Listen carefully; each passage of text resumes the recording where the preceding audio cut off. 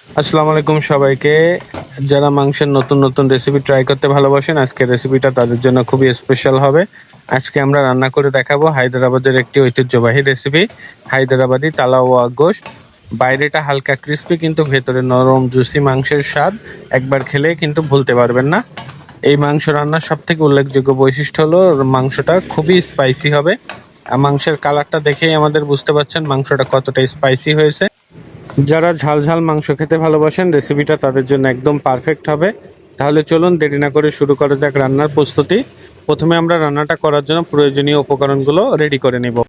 মশলার জন্য এখানে আমরা শুকনো মরিচ নিয়েছি 10 থেকে 12টা, কাঁচামরিচ নিয়েছি 20 থেকে 22টা, ডালচিনি নিয়েছি 4টা টুকরা, রসুন বাটা নিয়েছি 1 টেবিল স্পুন, আদা বাটা নিয়েছি 1.5 টেবিল স্পুন, তেজপাতা নিয়েছি 2টা।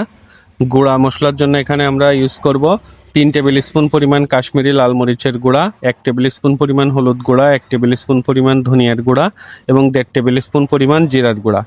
এখানে 1 কেজি মাংস আমরা কেটে ধুয়ে পরিষ্কার করে নিয়েছি এবং রান্নাটা করার জন্য আমরা আরও একটা স্পেশাল গরম মশলা তৈরি করে নেব। মশলাটা তৈরি করার জন্য এখানে আমরা নিয়েছি 2 স্পুন পরিমাণ জিরা, 25 থেকে 30টা এলাচি, 10 থেকে 15টা লবঙ্গ এবং 40 থেকে 50টা কালো গোলমরিচ। এবার মশলাগুলোকে আমরা একসাথে ভেজে নিব।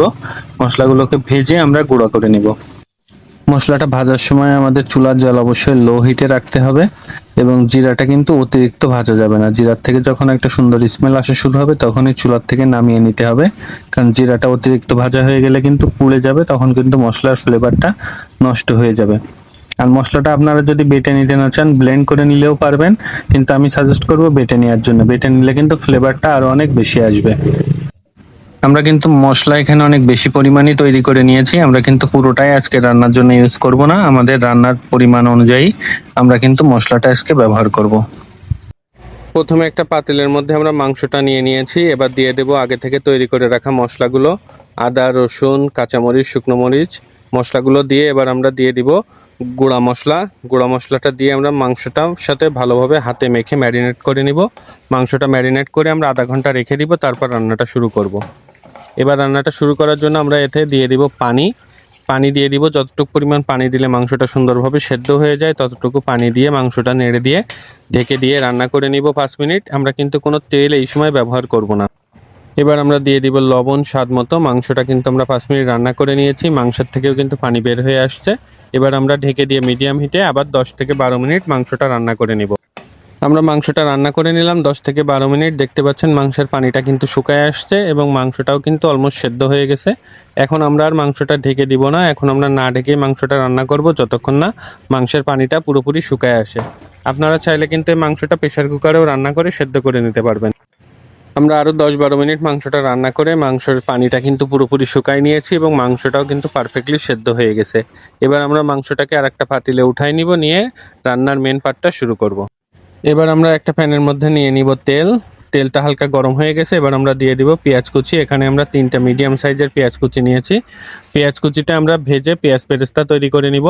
পেঁয়াজটা ভাজার সময় আমরা চুলার জালটা অবশ্যই লো হিটে রাখবো এবং নেড়ে নেড়ে পেঁয়াজ বেরেস্তা করে নিব। পেঁয়াজ বেরেস্তাটা হয়ে গেছে, সুন্দর লাল লাল কালার হয়ে গেছে। এখন আমরা তেল থেকে পেঁয়াজ বেরেস্তাটা উঠাই নিব। এবার পেঁয়াজ বেরেস্তা করে রাখা এই তেলের মধ্যে আমরা গরুর মাংসটা দিয়ে দিব। দিয়ে মাংসটা নেড়ে ভালোভাবে তেলের মধ্যে মিক্স করে নিব। এবার আমরা দিয়ে দিব কাশ্মীরি লাল মরিচের গুঁড়া আরও 1.5 টেবিল স্পুন পরিমাণ এবং দিয়ে দিব আমরা আগে থেকে তৈরি করে রাখা গরম মশলাটা। গরম মশলাটা আমরা এখানে 1.5 টেবিল স্পুন পরিমাণ ইউজ করব। দিয়ে মাংসের সাথে নেড়ে ভালোভাবে মিক্স করে নিব। তেলের মধ্যে যাওয়ার পরপরই কিন্তু মাংসের কালারটা চেঞ্জ হতে শুরু করেছে। গরম মশলাটা দিয়ে আমরা মাংসটা কিন্তু আবার একটু ভেজে নিব 2-3 মিনিট। মাংসের কালারটা দেখেই বুঝতে পারছেন মাংসটা কতটা স্পাইসি হয়েছে এবং তালাওয়া গোশত মানেই কিন্তু ভাজা মাংস। সো আমরা যতটুকু স্পাইসি খেতে পারবো সেই অনুযায়ী আমরা ঝাল দিয়েছি, আপনারা আপনাদের স্বাদ মতো ঝালটা ব্যবহার করবেন। মাংসটা সুন্দর ভাজা ভাজা হয়েছে। এবার আমরা দিয়ে দিব এর মধ্যে পেঁয়াজ বেরেস্তাটা দিয়ে কিন্তু মাংসটা আমরা আবার নেড়ে নেড়ে ভেজে নিব। এই সময় কিন্তু মাংসটা পুরাটা টাইমই একটু ফরফর নেড়ে দিতে হবে, যেহেতু মশলাটা অনেক ঘন হয়ে গেছে। মশলাটা কিন্তু পাতিলে লেগে যাবে, তাহলে কিন্তু রান্নার স্বাদটা পুরোপুরি নষ্ট হয়ে যাবে। এখন আমরা লো হিটে মাংসটা নেড়ে নেড়ে রান্না করে নিব। পেঁয়াজ বেরেস্তাটা দেওয়ার পরে কিন্তু মাংসের থেকে খুব সুন্দর একটা ফ্লেভার আসা শুরু হয়েছে। রেসিপিটা যদি ভালো লাগে আপনারাও বাসায় ট্রাই করে দেখবেন, অনেক টেস্টি হবে কিন্তু রান্নাটা। এবং রান্নাটা কেমন হলো আপনার মতামত অবশ্যই কমেন্টে জানাবেন। এবার আমরা মাংসটা আরও স্পাইসি করার জন্য দিয়ে দিব কাঁচামরিচ। কাঁচামরিচ কিন্তু শুরুতে আমরা একবার দিয়েছি, এখন আবার 10 থেকে 12টা কাঁচামরিচ মাঝখান থেকে ফালি করে এর মধ্যে দিয়ে দিব। কাঁচামরিচটা দিয়ে আমরা মাংসটা নেড়ে নেড়ে আবার একটু ভেজে নিব। মাংসটা কিন্তু এখন তেলের মধ্যে যত বেশি ভাজা হবে মাংসটা কিন্তু তত বেশি টেস্ট বাড়বে, কারণ মাংসটা শুরুতে কিন্তু আমরা কোনো তেল ব্যবহার করিনি রান্নার সময়। এবং মাংসটা বাইরে থেকে দেখলে খুব ক্রিস্পি ক্রিস্পি মনে হলেও ভিতরটা কিন্তু খুবই সফট হবে, যেহেতু মাংসটা শুরুতে আমরা খুব ভালোভাবে সেদ্ধ করে কুক করে নিয়েছি। এখন মাংসটা যত বেশি আমরা লো হিটে নেড়ে নেড়ে ভেজে নিব, মাংসটা কিন্তু তত বেশি টেস্ট বাড়বে।